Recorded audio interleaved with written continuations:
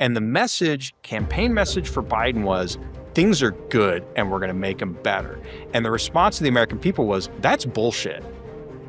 Remember, America, politicians are different from you and I, and the very best are very different from you and I. 1 month out, Polymarket is about 90% accurate. For some reason, a blue-collar worker who pays no attention could figure out that there was something wrong with President Biden, but a reporter who was going to briefings and talking to him couldn't understand it. Welcome to the Crypto Swamp Creatures, the show you never knew you needed and still don't want anyways.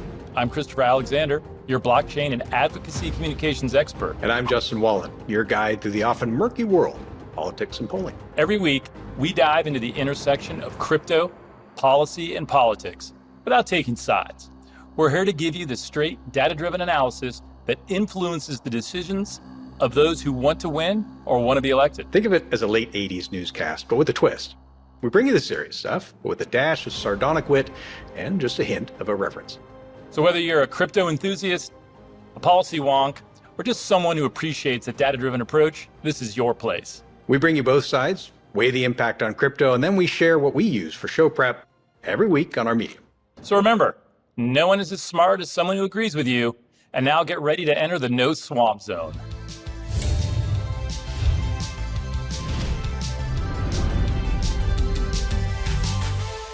So Justin, this may surprise you. Oh, actually, it's probably never happened to you. But occasionally, at least I am wrong. No. And I know the people that send us hate mail definitely know it. I may think that we're always wrong. I'm not sure where to go there. But one thing I have been skeptical of, we have been skeptical of, is Polymarket. Does it work? Now, to be fair, while skeptical, we had said we're not sure. We'd love to see some data. And I remembered my skepticism one day and sort of dug into it, and we found Polymarket's blog or Substack or something, and there was some data up there, and it is kind of accurate. To certainly my surprise, at least the level of accuracy. But you sort of dug in. You know, you're the one that does the figuring. So what have you kind of learned, and what's this Polymarket algorithm, and how is it working? Yeah, so it's Polymarket basically functions like a betting market, right? So it's an odds market, similar to how the New York Times. Why am I forgetting the New York Times product that did similar? 538. 538. Thank you. For whatever reason, it escaped me. They approach these things similarly. So whereas most of us kind of think about in the public policy world, we're thinking about polls, right? And then we'll say, those percentages are the percentages that support or oppose are going to vote or whatnot. In Polymarket and 538, you have percentages that are saying likelihood to do something, likelihood to win, whether that's a presidential election or a football game. That's what it is. So 60% likelihood to win versus 40% likelihood not to win. And it's an interesting difference. It's a really important difference because 538 got a lot of flack in 2016 for not accurately forecasting Donald Trump's victory. And yet the forecast was something along the lines of 60% likelihood of Hillary Clinton to win, which leaves a 40% chance of Donald Trump to win. So it's not as if they said it was 54% or 60% supporting Hillary Clinton. They didn't say that at all. They just said there was a degree of uncertainty and the uncertainty was going this way. The way to think about this in hard terms is which way your money's going to go. So Polymarket functions very much like our stock market to some degree, assuming a fully informed marketplace. Right? That's the basic for it. And the reason why you have to look at those percentages in fully informed is because that's what tilts the odds in the bookmaker's favor. And tilts the odds into historical precedents for stocks and all this kind of thing in favor. So if you look at the analysis, they say, well, a month out, Polymarket and market as defined by Poly is an occurrence.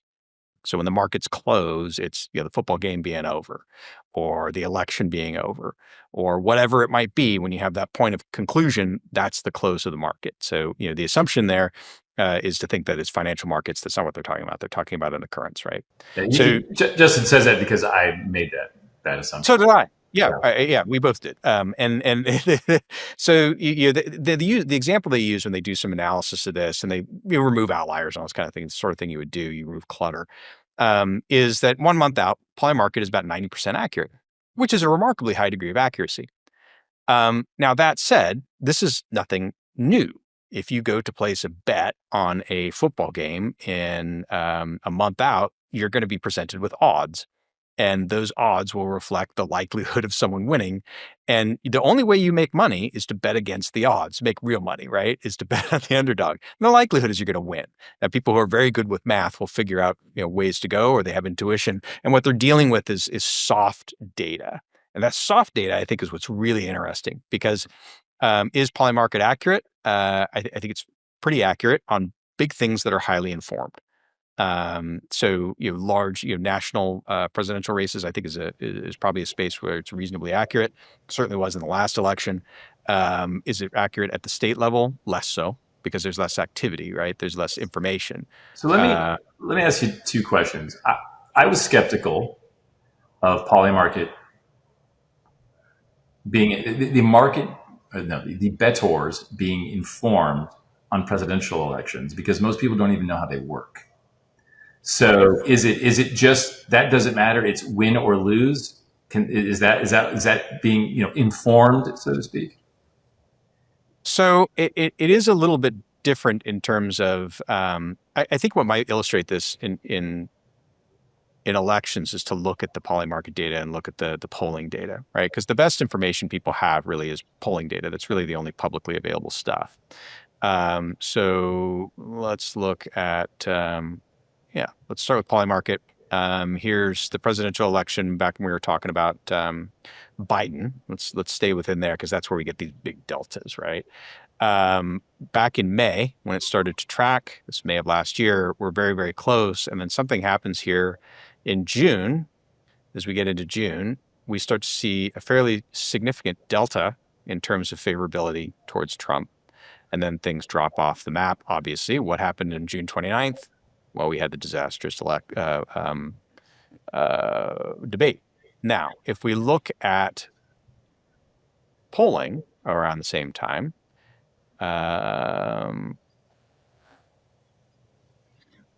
let's go back to, here we are at April, within the margin of error.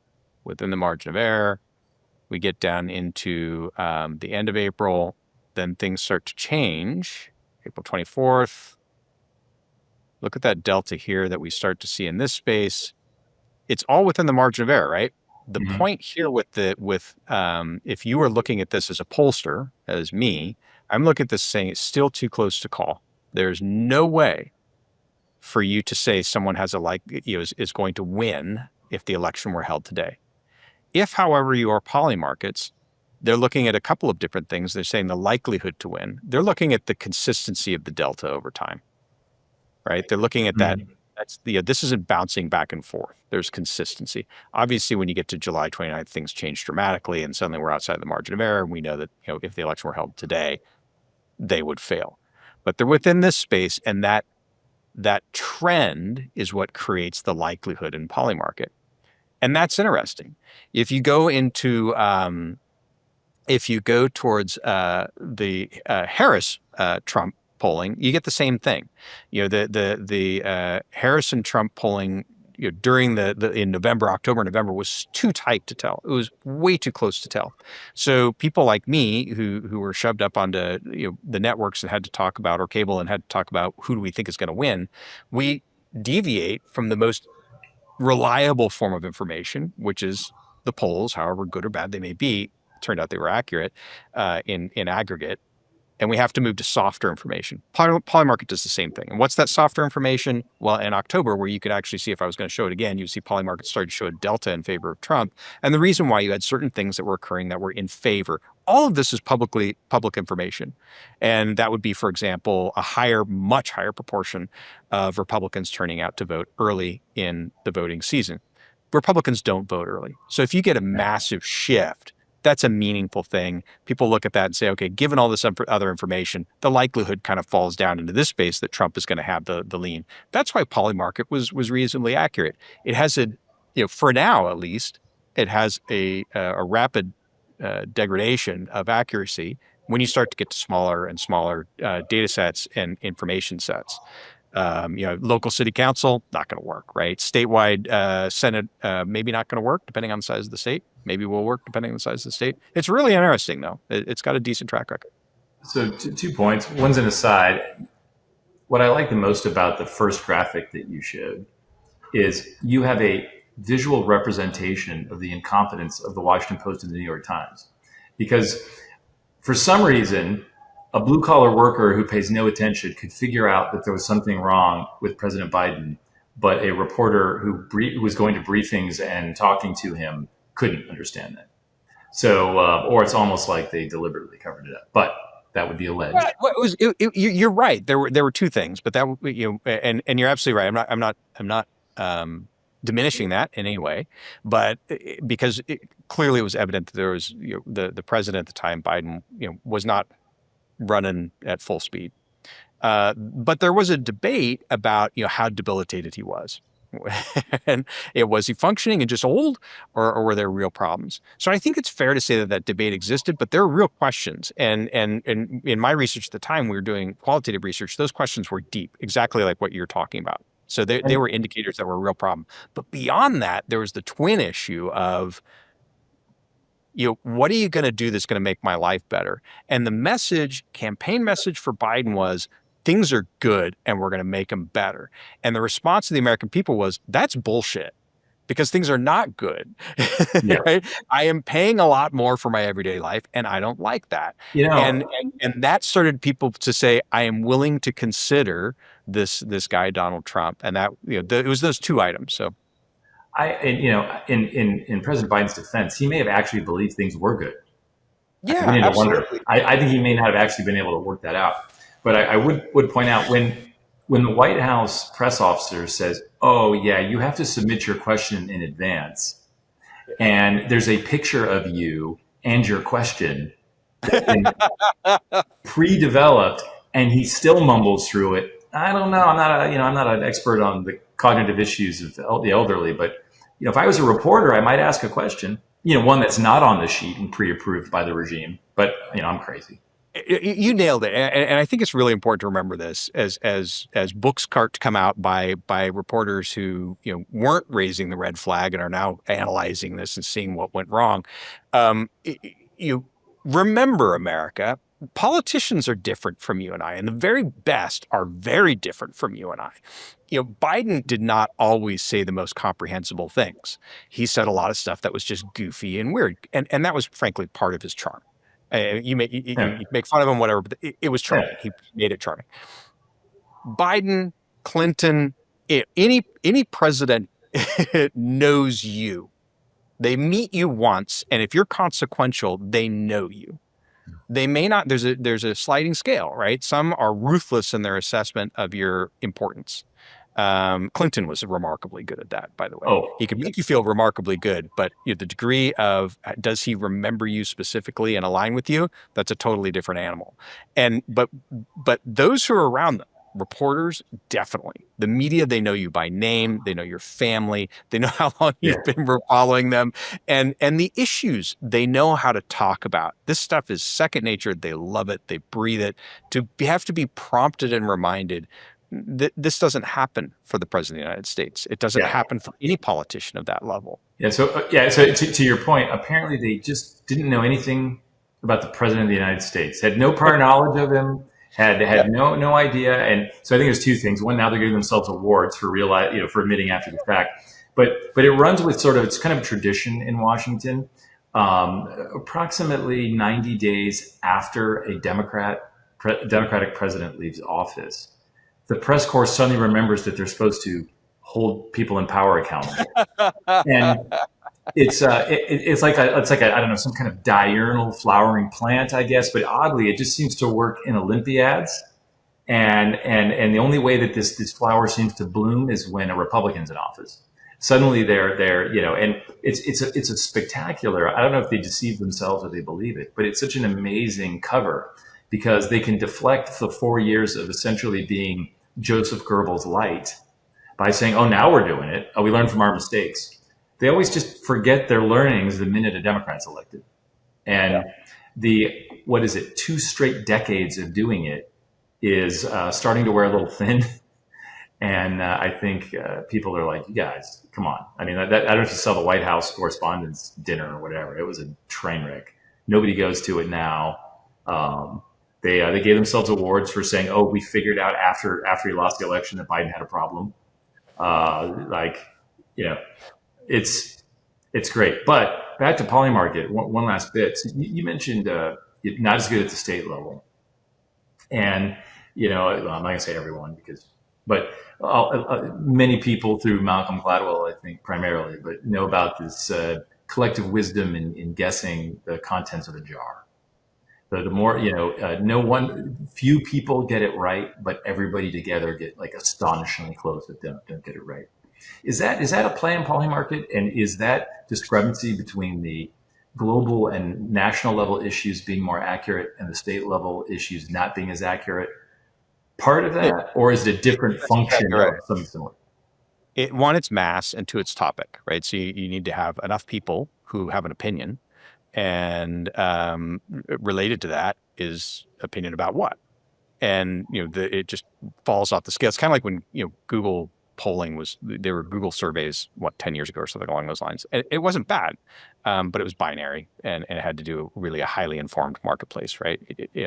And you don't see them anymore right now. But that was the challenge with it. It was just very, very specific, and that's where Polymarket is. And remember, as you're following this, accuracy will vary by topic, right? The information level will vary by region and how many people are involved, and will vary just by happenstance. People make a lot of money off of games betting against the house because that's happenstance, right? they got lucky, or they were particularly informed, or they got a hot tip, or whatever is the hope that ends in destroyed dreams for bettors. That the exception proves the rule, but generally, the marketplace is pretty good at forecasting outcomes. Yeah, and I don't know if you know this, but the origins of Polymarket, kind of what 538 was doing, actually was a DARPA program. I think it was DARPA, and was very controversial. It was a terrorism futures betting market. They got a whole bunch of experts together, and they're like, "How do we get a better way to solicit your predictive, your predictions?" And they didn't actually make money. It was nominal money, but the story got out, and they were like, evil Rand Corporation scientists or political scientists are winning money on terrorism futures, which wasn't the case. But that idea, that's, to my knowledge, where it first started. A lot of game theory in the Department of Defense for missile strikes, nuclear exchanges, and the like.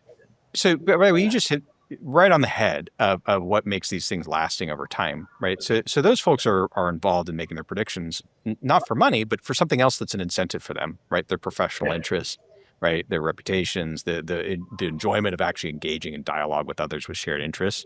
The betting markets, they're people who enjoy betting and enjoy aggregating information. That's the other part about this, but keep in mind, like, betting markets, yeah, I mean, there's the movie, hang dog, bet on the wrong dog in the race kind of thing.